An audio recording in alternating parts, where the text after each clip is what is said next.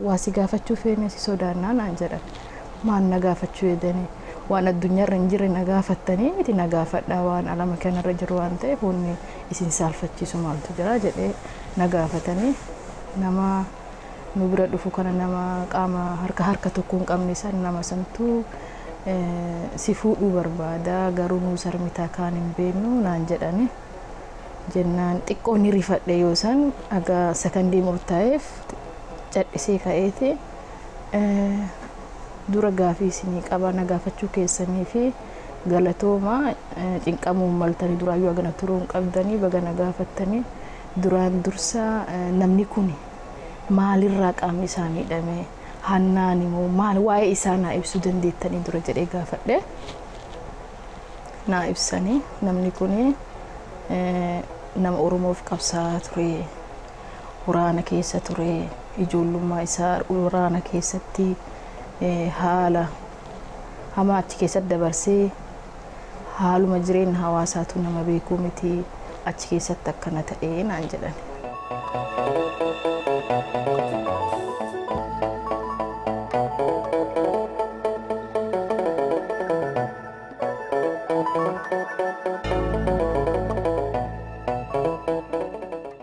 Shakuu bakka ganda shakuu jedhamu kana osoo isatti gadi hin buune adaaddoo bakka jedhantu jira. Adaaddoo tana gubbaarra yookiin namni wayii nu arge. Nama nu arge kana nu bira taree adaa nama diinni ergee akka nuti karaa san dhufaa jirrutti.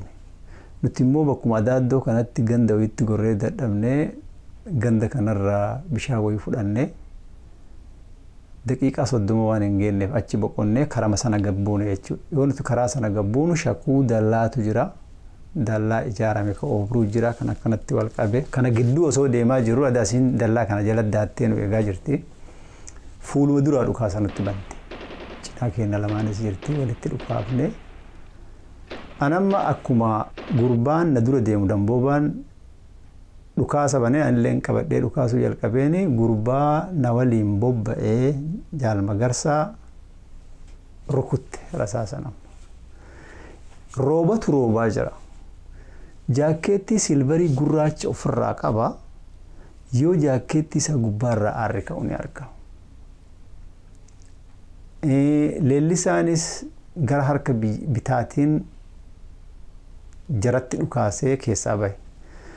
Biqilchaanis girma fuulduraatiin damboobaa wajjin keessaa bahe. An kophaatti walakkaa sanatti hafe. Yeroo jalqabaa ani wanni isaa akka itti isaan wal baruu danda'e na dura keenyaa ture bara 2006 an keenyaa gad dhufe yoo san inni already keenyaa jiraayyuu isa baree odoon ta'e yoo isaanuu waliin beeku maatii kiyyatu achi ture isaan bira dhufe namni kun immoo yoo san maatii kiyyaa wal beekaa maatii bira dhufanii argaa garuu waan kana nama kana walitti makamaa waan jedhu san mataa kiyya keessallee hin jiru. Wanti isaallee sirriitti keessan barree maali maatiin bira dhufa waan jedhu akkasumatti yoo inni dhufullee akkuma keessummaa kamiyyuu keessummeessan keessummeessa malee wanta ana fuudhaa waliin makamna waan jedhullee yaadan qabu ture. Ani kan dhaladhe godina Baalee aanaa Daawwee Qaachan jedhamee amma beekamu achittiin dhaladhe bara 1973 akkuma dhaladhe maatiin kiyya godaanee gara Dalloo Mannaatti galee. Kan inni baree ganda Ardaa Xuxii jedhamuu fi naannoo Hamballa jedhamutti achitti ijoollummaa kiyyaan aga waggaa 10 achittiin guddadhe. Yeroon sun yeroo weeraa Dhoombirii jedhamee beekama. Ijoollummaa wanni argaa guddanne jechuun re'ee tiksinaa, horii tiksinaa, loon tiksinaa. Jaldeessa obruurraa eegnaa raasaa keessatti kubbaa saaraa taphataa madrasaatu jira naannoo keenya madrasaa amantaa barannaa haala akkasiitiin naannoon kun naannoo qilleensa giddu galeessaa fi mukkeen magariisa bosona Baalee laggeen shonkooraa fi jallisiin garaagaraa jiru.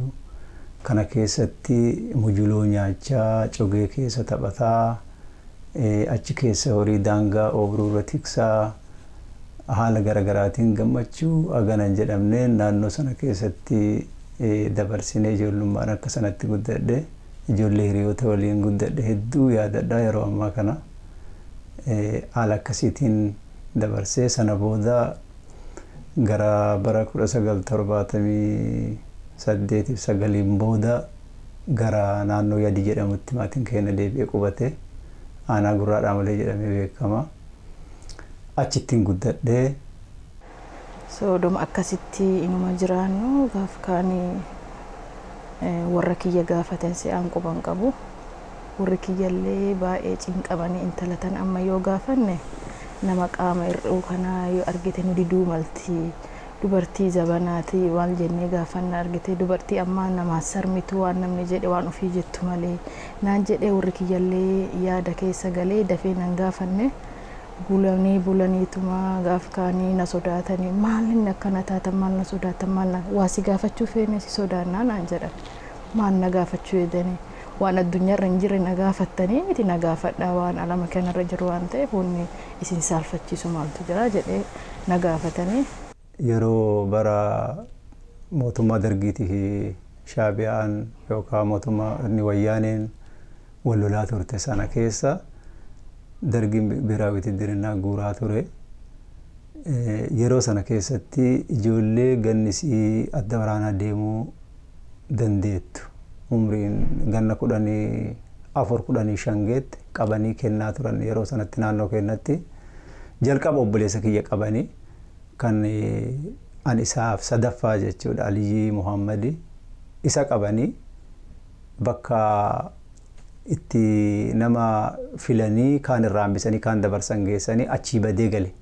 Saniin booda uummanni naannoo san jiru akkuma aadaatti namni gosaan wal dhiiba. Waldhabbii ture sana gidduutti inni mootummaa qawwee mootummaa wayii fudhate warra sanarraa jechuudha. Achiin booda milishaan hidhataan mootummaa magaalaa naannoo jirtu Haroo Dibbeerraa nutti bobbaasanii anaaf haadha tiyyaa obboleessa kiyya Umar kan narra guddaa kan isaaf naaf isa gidduu namni biraa jiru Jibriil Muhammad jiru nu qabanii mana hidhaa nu geessanii eega mana hidhaa nu geessaniin booda wanni isaan nutti haasaan naannoo sanatti adda bilisummaa Oromoo sochii naannoo sanatti akka jalqabee karaa gadii sanaan loote galtuu jedhanii Oromoo harree jedhanii waan gara garaatti haasawamaa sochii sana ummata keenya yookaan maatii keenya ittiin himataa turanii akka carraa ta'e abbaan keenya immoo qe'een turre. Saniin booda namni Adam Jaarraa jedhamu dhufee wabii ta'e achiin nu baase. Horiin keenyas achumatti mana hidhaa sana keessatti magaalaa sana keessatti qorqoorroo fi kaartoonii summii nyaatee dhume. Anaaf immoo haadha tiyyaa fi obboleessa keenya achi mana hidhaarraa eega nu baasan booda gara gandaatti eega gale hedduu natti dhagahame gochi isaan yeroo fuudhanii gara hidhaattiin nu deeman irrallee hin yaadadha. Namni tokko qawwee haadha tiyyatti gara galfate yeroo achittiin nu deemu. Yeroo inni qawwee haadha tiyyatti gara galfatu baangaa harkaa qaba ture. Baangaa sanaan isa rukutuuf yoo itti deemu na qaban harkaa micciiradhee ba'ee bosona seenee fiigee harkaa baafadhe. Obboleessi kiyya kun fiigee gara biraa tareedhee qabee sobee na deebisee jechuudha. Achiin booda ani gochi kun natti dhagahamee obboleessi kiyyas qawwee sana akka fudhateen if duuban deebinee bosonatti waan lixeef anilleen yeroo waggaa tokko hin caalleen booda naannoo san gadi dhiisee gara waraana bilisummaa Oromootitti makamuuf naannoo sanarraa deeme. Nama nu bira dhufu kana nama qaama harka tokko hin qabne san nama santu si fuudhuu barbaada garuu nu sarmitaa kaan hin beeknu naan jedhani jennaan xiqqoo ni rifadhe yoo san aga sakandii murtaa'eef cadhisee ka'eeti dura gaafii isinii qaba na gaafachuu keessanii fi galatooma cinqamuun maltanii duraayyuu agana turuun qabdanii baga na gaafattanii duraan dursa namni kun maalirraa qaamni isaa miidhame hannaan immoo maal waa'ee isaa naa ibsuu dandeettanii dura jedhee gaafadhe naa ibsanii namni kun nama Oromoof qabsaa'aa ture waraana keessa ture ijoollummaa isaa waraana keessatti haala hamaa achi keessatti dabarsee haaluma jireenya hawaasaatu nama beekuu miti achi keessatti akkana ta'ee naan jedhan. Baay'ee na dhagahame imimmaan kanan jedhame natti dhufee jechuudha hin boo'ee jechuudha. Baay'ee na dhagahame waan kiyya dhiisee gara isaa gaddutti deemiyyuu jechuudha. Nama kana yoo maal ta'e nama kana akkamitti gammachiisa waan jedhu diduu dhiisaati keessa taree waan diddaan mataa keessa na dhufne waan san dhageenna ofuma wallaalee ni rafadhe ni gadde jechuudha. Higo hannatti akkanan ta'an namni qodu hannatti harki isaa murame nama kanatti ni rumuu jedheen hannaa murame waan ta'eef higa qabsoo Oromootiif harqaama isaa achi keessatti awwaalee higa akkana ta'e anis Oromoodha nama saba Oromoo tokko natti dhagahama akka isinillee hirrifatina baga na gaafattanii jedhee hayyee jedhee haala sanii nama kana waliin makamnee yeroon bosona seenu wanti tokko kan baranne jira naannoo sanatti yeroo dargi jalaa dheessinu ijoollee guruppiidhaan nama 5 taanee 10 taanee gandarraa fagaannee gara baatii 2 baatii 3 haga loltoonni ummata qabalee keessa ganda keessa deemanii qabanii galan ofirraa gara magaalaatti deebi'anii baadiyyaa keessa lafa fagoo ummatarraa fagaannee jiraataa turre kana ammoo muuxannoo waan qabuufi achirraa eega bahe booda ganda firaa iccitii kiyya dhofadhee ganduma firaa gaafachuu akka nama ganda firaa gaafatuutti naannoo sanirraa gara qaachanitti deeme gara qaachan deeme achirraa ammoo obboleessa kiyya sana eessa akka jiru qorannaa geggeessaa ture isa sana eegasii faana isaa gara inni deeme argadhe akkasitti nama karaa deemu safara karaa deemu kan karaa sana achiin karaa inni jiru sanaan darbu duukaa akka nama imala sana isaa wajjin safara deemutti isaa waliin deeme deemsa guyyaa 4tiin booda naannoo isaan jiran argadhe akkasittiin achis bosona seenuu danda'e jechuudha.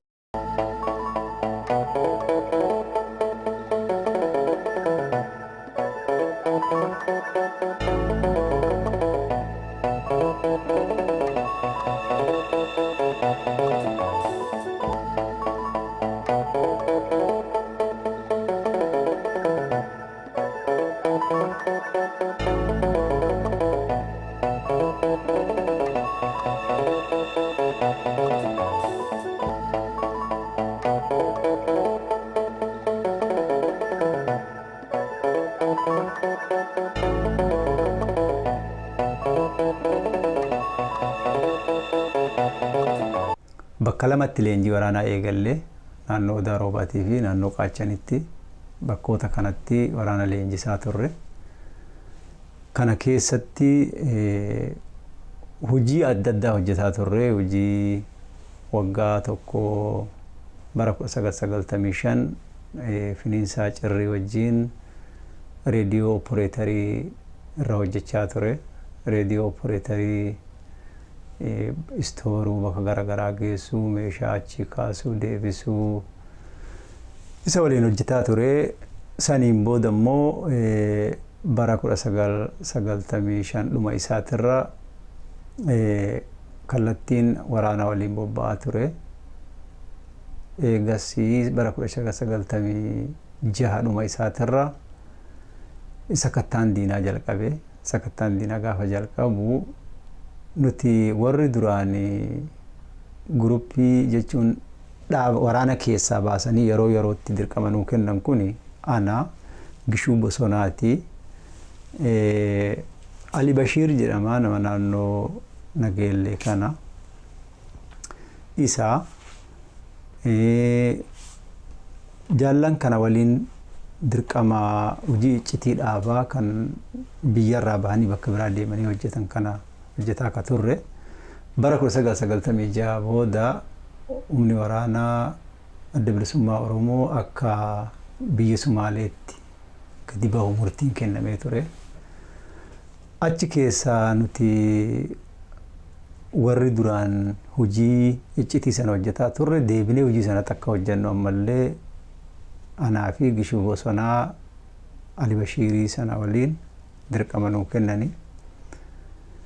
Hoogganoota dhaabaa sadarkaa jalqabaatiif Sheexaliilessaa faa Abbaa Biyyaa Roobaa faa fuunee gara Mandheeraatti geessuu jalqabne. Marsaa lamaffaa deebinee ammallee jaallammadoo biyya keessa turan gara biyya Somaaleetti akka deeman bara 1996 gara dhuma isaatitti isaanis akka achi deeman haala mijeessaa fi turre.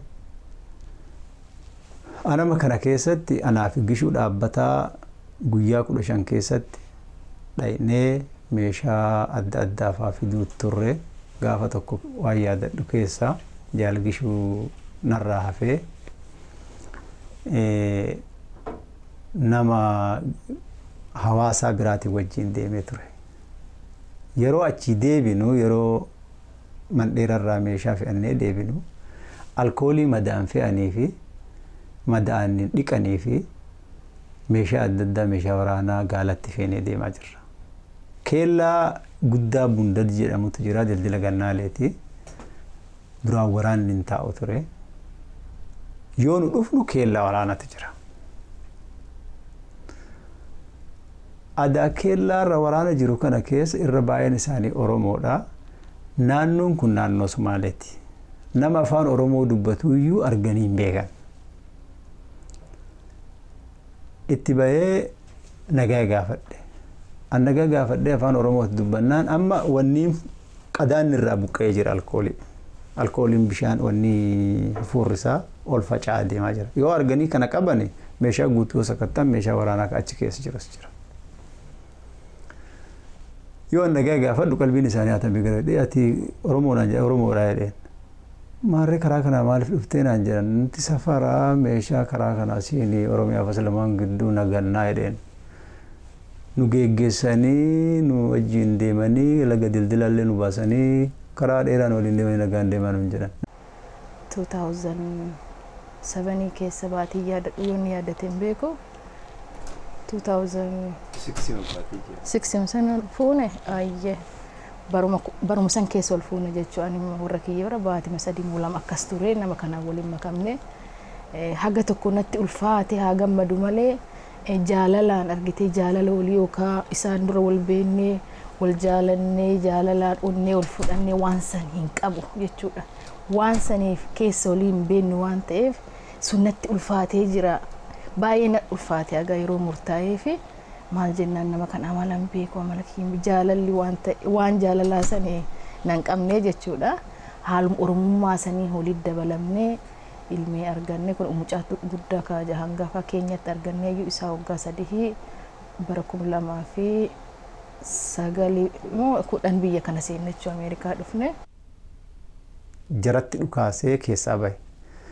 Biqilchaanis girma fuulduraatiin dambooba wajjin keessaa bahe. An kophaatti walakkaa sanatti hafe. Anama gurbaa kana dhaamsi na harka jirus jira akka isa harka jirullee jira. Dhaamsa kana isarraa fuudhee yookaan yoo inni madoo ta'ee ka dandamatu taate tirsee deemuu qaba jedhee dallawa kana jala ofirraatti dhukaasaa garas yoo achi naanna'u inni kufee jira. Amma isa bira na dabarsitee hin dabre jaallan na waliin jiran duuba deebi'anii andurumatti tare. Lafti kun ganaa lafa deemsa guyyaa 15 naafa. Naannoon kun naannoo Giniriin jalaati. Bakka inni itti deemu ganaa gammoojjii Baalee kana keessa qaxxaamuree dalloon dhaquu qaba jechuudha. Hin ka'ee kophaa kiyyaa sa'a sanarraa kaasee kophaa kiyya osoo deemuu ganda namaatti goree bishaan irraa fudhadhee juusii wanni wayikaa safaraa keessaa bitannee wanni xixiqqoo qarxaasii xixiqqoo takkatu jira. Isii sanatti bulbuladhee nyaataafillee argitee appitaayitii waan na cuftuuf isiitti naqadhee nyaataaf jedhee wanni ganda guruuf hin jiru bishaanuma kana dhugee deemuu qabadhee ka'ee deemee osoo deemuu guyyaa 15 booda ka kophaa kiyya deemu kan nama tokkotti goree nama tokko hin dubbifne malkaa Somayaa jedhamtu dhufe jechuudha. Yoo achi dhufuu Soddombuulessi jechuun galaanni guutee karaa hidhee jira ce'uu hin danda'u. Of duuba deebi'uun dirqama natti ta'e. jaallan uf duuba deebi'an damboobaa fi lalisaani fi biqilchaan jarri lachinuu wareegamteerti jedhanii gabaasan. nama 15 jaal Magarsaa Waaqoo, jaal Falmataa Magarsaa, jaal Ibsaa, jaallan nama 15, jaal Mi'eessoo gara nama jechuun nama 15 isaa walumaa galatti faana kiyya yoo ka argite jechuun wareegamu taate isallee odeeffadhaa jechaa achirraa bultii 15 booda na duukaa dhufan. Lagni immoo akka gaafa an achi dhaqee guyyaarraa dhaqee ilaalaa guutuudha. Ce'uu hin danda'u. Guyyaa galaanni gad deebi'ee ani kallattii biraatiin ce'u isaanis dhufanii na duubaan akka an naannoo san jiru dhagaan jechuudha. Dhagaanii na barbaadanii na argatu hin dandeenye laga ce'anii anillee bishaan gad deebi'ee jira ce'ee yoo isaan mooraa dhufan anillee mooraa jaal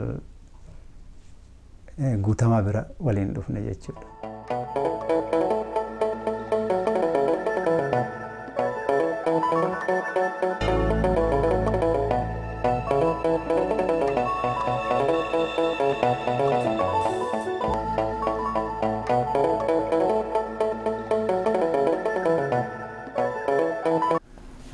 Jalqaba yeroo dhahamu harka kana yeroo jalqabaa biyya Sumaalee keessatti magaalaa Beedhabootti lola mootummaa wayyaanee wajjin biyya Sumaaliyaa seentee achitti lola nurratti banteen lola ganamarraa haga sa'aa 12 guyyaa yookaan sa'aa 6 akka biyya Afrikaatti beekamutti deemirratti dhahame. Manceerra bakka kana jechuudha fakkeenyaaf harka kana asmarra bakka sa'aatiitti hidhatan sana irra rukutamee rasaafni bakka lamatti baqaqee cinaanna keessaa ba'ee cinaanna keessatti hafee achi booda biyya Somaaliyaa keessa gara magaalaa Muqdishoo hospitaala ji'a tokkoof ciise booda humni waraanaa biraa kan Eertiraatti leenjifamee Asabirraa gara biyya Somaaliyaa dhufe. Humni sun bakka duraan humni kun itti bu'ee magaalaa Markaa osoo hin taane Hoobiyoo bakka jedhamu gara Noorzii irratti bu'ee humna sana nama 12 dhaqnee akka humna sana qindeessinuuf ammallee osoo madaan nan fayyin faashaa jiidhaa wajjin garasitti bobba'ee humna san fuunee gara magaalaa Baladdoowlee Dirree Xayyaaraa jedhamu walakkeessa magaalaa Muqdishoo fi Buurakamaa lamaan gidduu waraana kan achi qubsiifnee baatii tokkoof shaakala waraanaa irra turre waraana shaakalchiisaa turre saniin booda gara biyyaatti seenuudhaaf achirraa kaane. Madaan sun aga yeroo sanaatti nan fayyine lafti oo'aa dabree madaan sun dhaquncaa ture. Anaa madaa san qabu lola lammaffaa biyya seenne karaa feerfeer jedhamuun biyya Somaaliyaa keessaa gara biyya keenyaa ol seenne. Yeroo ol seennu irratti daangaa irratti humni mootummaa yeroodhaaf lolli gara baadimmeetiin ture addaan citee ture. Humni suniin kan baadimmee ture as deebi'ee odeeffannoo kenna waan dhaga'ee jiruuf karaa hidhee nu eegee humni waraanaa kutaa waraanaa lamatu naannaa san ture jechuudha. Iizii kanarra ture. Humni sun lachuu 24ffaa fi 33ffaan karaa hidhee nu eegee. Tiraaka guddaa biyya Sumaalee keessaa gara tiraaka 5 qabannee dhufnee daangaa irratti buune achi booda guyyaa 2 miilan deemne daangaa keessa eega seenne lafa isiin qabattee jirtutti seenne kaampiisitti lola banne. Wabaa jirtu! Wabaa jirtu! Harka ol! Oromiyaa! Gad! Dheressa Rooba Oromiyaa! Tokko, lama, sadi! Kabira dannoo! Akeeka bikayyaa baaqal manni keenya. Akeeka bikayyaa baaqal manni keenya. Akeeka bikayyaa baaqal manni keenya. Akeeka bikayyaa baaqal manni keenya. Durree jaalala irratti wareegaman bakka ni keenya. Durree jaalala irratti wareegaman bakka ni keenya. Waboon illee gaachana qabsoo Oromooti. Waboon illee gaachana qabsoo Oromooti. Barichaadalla. Barichaadalla. Barichaadalla. Barichaadalla. Lolaa baranna. Lolaa baranna. Injifannoo mata Oromoo. Lafti Ogaadin kun keessi akka malee ho'a.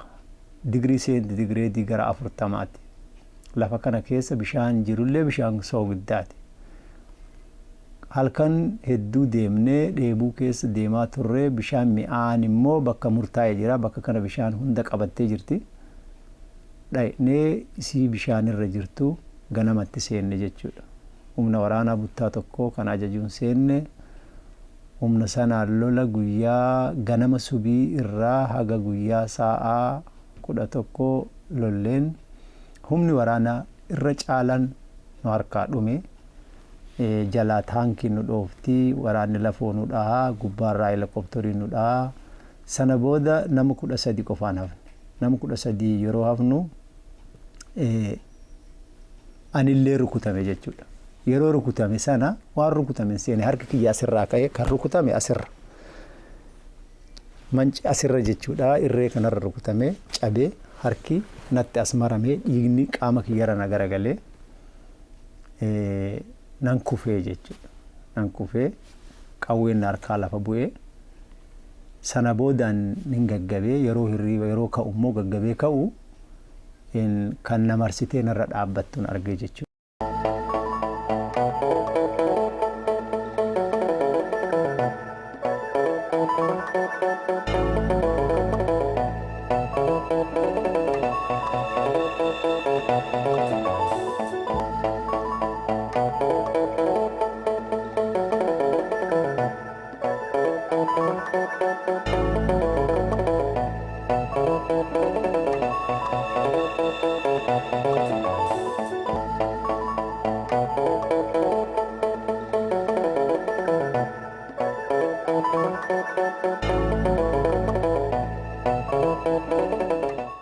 Saniin booda achirraa fuutee helikopteriin bakka ajajaa waraanaa iizii sanaa jiru na geessite. Qorannaan irratti geggeessanii gaa addi bilisummaa Oromoo eessa jiraataa, eessatti waraana leenjisaa, nama gamiin biyya kana seentanii akkamiin dhuftanii ka jedhu madaa sana qarqaaruurra yeroo rukutameen booda madaan duraan illee na dhohe. Harki kiyya iita'ee dhiignis narraa hin cinne, dhiigni sa'a dheeraa narraa gara guyyaa hedduu narraa deeme. Kanarraan lafa ho'aa sana keessa bishaan nama dheebisa. Hedduu miira yeroo sana keessa turee fi haalli yeroo sana keessa ture baay'ee kan nama gaddisiisu, baay'ee nama jibbisiisu ture. Qormaata narratti geggeessaa turanii qormaata saniin booda waan barbaadan narraa dhabnaan sharaa guddaa makiinaarraa buusanii lafa jirutu ture. Sharaa sanarratti na darban ho'a gubbaarratti jechuudha. Qaamni kiyya ho'a sanaan sharaan akka malee waan ho'uuf qaamni kiyya guutuun gubatee na gurraatta'ee miidhaan hedduun narra ga'ee achiin booda fuudhanii achirraa na buusanii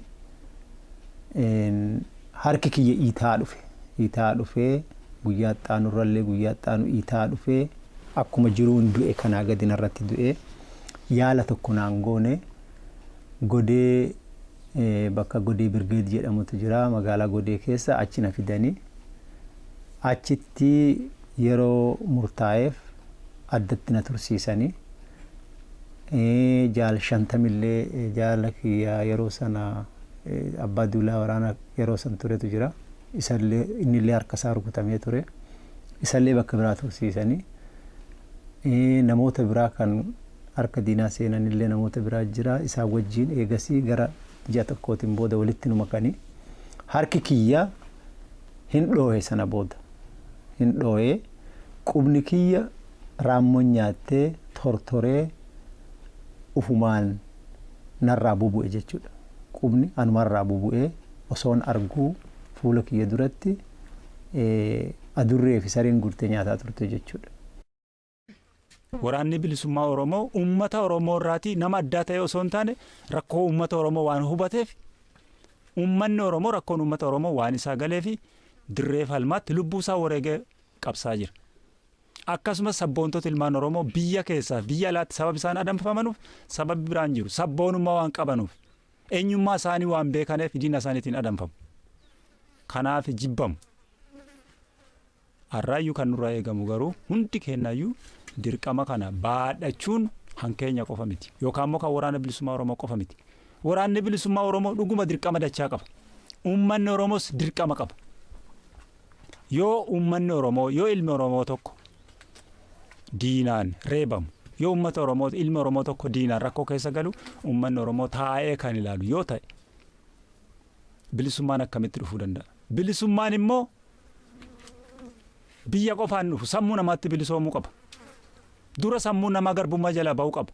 Ani maaliin habashaadhaa gadi jedhee sammuusaa yoo inni of kenne of wareege bilisummaa biyya isaa abbaa biyyummaa uummata isaa mirkaneessuu danda'a. Dhuman nama 76 ture. Nama 76 keessaa warra du'aaf qophaa'ee fi laayina du'aa keessa kaayan keessaa tokko ture. Anis akka carraa ta'ee rabbi na hambisee achiin booda achirraa fuudhanii hammarreessarraa Zuwaayii nu fidan jechuudha. Zuwaayii nu fidanii barri kuni bara 2001 keessa jechuudha. 2002 gidduu jechuudha. Amma Zuwaayii eega dhufne kaampii waraanaa osoo hin taane Zuwaayii mana hidhaa hidhamtoonni keenya warri 1991-1992 harka diinaa seenan itti hidhaman waan tureef Red Crossiin nu dhageettee akka qaamni warri daangaa irratti lola irratti haala garaagaraa keessatti gaafa dura nuti qabamnu nu argitee turte eegasii immoo eessa akka nu geessan hin beektu achi dhufanii nu argani. Ani yeroo sanatti harki kiyya qubbeen narraa dhumatee foon lafee dheeraa kanarra jiru kun narraa dhumee haga asii kana gadaannessi amma mul'atu kuni kan raammoon na nyaatte ture jechuudha. Lafeen kanaa gadi jiru lafeen lamaa dheeraan alatti bahee foon guyyaa guyyaan du'aa gurraachaa ol deemaa ture jechuudha. Achi booda akka warri miidhama qabnu namoota TV'n akka malee effekti godhetu jira. Warra madaan akkuma kiyya madaanii sadarkaa kiyyatti illee yoo ta'u hammeenna illee qabaachuu baate miilarra faanarra bakka garagaraatti irraa argite akkasuma bururuqee tortoreetu jira. Warra kanneen wajjin akka riifarii argannee Finfinneetti hospitaala deemnee yaalamnu Red Crossiin dhiibbaa nu godhee dhiibbaa Red Crossiitiin isaanis akka deemnee yaalamnu nu hayyamanii. Isaatirraa hedduu itti jajjabaattee jirti. Ammallee akka barbaadetti dalagee ijoollee isaa jiraachisuun hedduu itti ulfaata. Uummanni Oromoo nama akkanaa kanaa nama kana argitee nama akkana rakkoo qabu atteeshinii itti kennanii nama ofii qarqaaruun kan jiru namni sila haadha dhugaan qabsaan akkana rakkatee namni guyyaa takka Oromoo gabbahee hin qabsoofne an Oromoof qabsaa'e jedhee waa'ee adda addaa aksesii ni argata jechuudha. Garuu namni miidhame ka isa caalaa miidhamee lafa galee taa'etu jira. Namni hin beeku malee jechuudha odoo barbaadanii. Kanaaf nama akkanaa kana odoo qarqaaramee odoo yaadni itti kennamee biyyi sun yookaan nagaa nuu taatee biyyi sun bilisoomtee galee waan wahii argitee atteeshinii itti kennan nama kanatti hedduu bareedaa wanna isaa hedduu hagoonaa wanni rakkinni san keessaa bahee jennee himannu hin jiru. Kanaaf biyyi keenya bilisoomtee gaaf tokko biyya keenyatti galle gammachuu argachuu malla. Ammaaf garuu haala akkanaa keessa jirra. Ilmaan rabbi nuu kenne kun ilmaan akkanaa arganne inni illee itti dhagahamuu hin qabu. Ilmaan tana bakka buufatee jira. Kanaafuu ilmaanuma tana laalee itti gammaduu qaba. Yoo hin hojjanne biyyi kamiyyuu osoo dhiigni hin dhangala'in osoo hin beela'in osoo hin rakkatin osoo diina waliin kokkee waliin qabin kan bilisooman hin jiru. Warri adiin garboomes warri adii wargaaboofanis tolaan kan gadhiisan hin jiru tokkollee. Hedduutti dadhabanii irratti hojjetaniiti. Uummanni Oromoos karaa amma qabate kan fincila amma qindeessee deemaa jiru qeerroon hubannaan qeerroo fakkeenya nama hundaaf ta'uu danda'u qaba. Oromoo ta'ee meeshaa diina hidhatee Oromoo rukutuun maal eessatti galuuf boru? Kanaaf inni kun uummata Oromoo hundaaf fakkeenya ta'uu danda'u qaba jechuudha. Oromoon qawweessaa diina deebisuu qaba maal walitti deebisuu qabu. Kanaaf jabaachuu qabna injifannoon uummata Oromootiin. Gaabbii qabda ka jettee fi umrii ijoollummaa kiyyaan dirree qabsootti seenee osoo taphadheen quufin osoo haadha tiyyaaf abbaa kiyya wajjin yeroo dheeraa turuudhaan gammachuu silaa haadhaa fi abbaa irraa argatan osoo hin quufini dirree qabsootti bahee waggaa ganaaf tajaajila uummata Oromootiif qabsoo Oromoo tana kuftee akka bakka hin taane itti hafne jaallan qabsoo rakkoo dirreen qabsoo qabdu kan hin furuu danda'u furuudhaan bakkeen an cufuu danda'u cufuudhaan dirree qabsoo tana timpisee daangaa bakka isiin jirturra bakka isiin kufuu geettirra gara fuulduraatti jaallanii wajjin tarkaanfachiisee aarsaa haganan jedhamne kafaluu kiyyaaf wanti na gaabbisiisu hin jiru. Qooda lammummaa dhaloonni Oromummaa umrii dhaloota kiyyaa keessatti na dhaqqabe. Jenereeshiniin duraa yeroo dukkanaa keessatti qabsoo jalqaban kan finciloota irraa ka'ee dhawaatan jenereeshinii lammaffaa sadaffaa irratti na dhaqqabe fuudhee timpisee osoo qabsoon sun hin dhaamin jaallan hedduu waliin dirree sanatti waliin qooda fudhataa turre nu biraa wareegamanii kanneen hafansan yoo yaadadhu an arda hafee qaamaayis hirdhadhee qabsoon kaleessa itti dadhabnee itti wareegamnee itti jaallan hedduun dhiiga isaaniitiin as gayan dargaggoota Oromoo qeerroo fi qarree ardhaa tanaan gayanii sodaa tokko malee diina afaan qawweetiin uummata Oromoo jilbeenfachiise dhagaadhaan yoo isaan cabsanii Oromiyaa keessaa baasan gammachuu haganan jedhamne natti dhagama malee saakrifaayisii san kafaluun kiyya yeroo kamiyyuu caalaa na boonsa na gammachiisa irdhina sanaan haalli jiruu xixiqqoon gufuun gammachuu jiruu addunyaa tana gubbaarratti ilmi namaa fedha ofii guuttachuun bakka ofii barbaade fayyaa qabaatee ga'uu dhabuun argatu akka dhala namaatitti yeroon na gaddisiisullee osoma jiru ammoo kan uummata Oromoo caalaatti milkii arda ga'e kanarra ga'uun isaa gammachuu haganan jedhamnetu natti dhagama. Baay'een gammadaa galanni qabsaa'ota Oromoo kaleessa wareegaman kan akka Baaroo Tumsaa kan akka Jaal Buruqsoo kan akka Jaal Guutamaa Hawaas kan akka Jaal Nadhii Gammadaa kanneen immoo miseensota keenya dirree battala waraanaa irratti nu biraa wareegaman hedduu yoo yaadadhu gaddillee natti dhagame waan kana arguu dhabuu isaaniitiif baay'een gadda bilisummaa arguu dhabuu isaaniitiif yookaan hiree uummanni Oromoo argate kana argachuu dhabuu isaaniitiif ni gadda garuu wareegama isaaniitiin dhiiga isaaniitiin bu'aa argame kana qaamaa hir'adhee arguu kiyyattiin baay'ee gammadaa jechuu barbaada. Walabummaa sabaaf waboon abdiidha haa jiraatu irreen sabaa.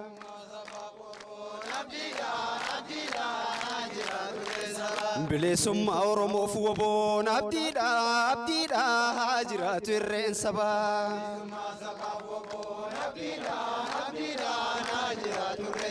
Qabsoon hojii keenya rakkoos ni dandeenya.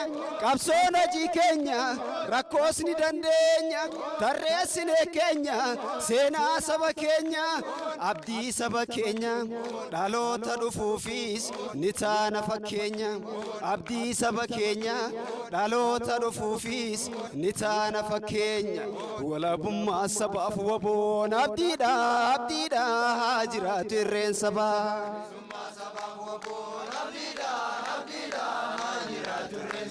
Akkasitti of beeki yaa gaachana Oromoo qaroon ija sabaa si beeki waboo mancaasaa gabrummaa fidaa bilisummaa jirree yeroo hundumaa waboo jechuun numaa. Akkasitti of beeki yaa gaachana Oromoo qaroon ija sabaa si beeki waboo mancaasaa gabrummaa fidaa bilisummaa jirree yeroo hundumaa waboo jechuun numaa. Jirree yeroo hundumaa waboo jechuun numaa.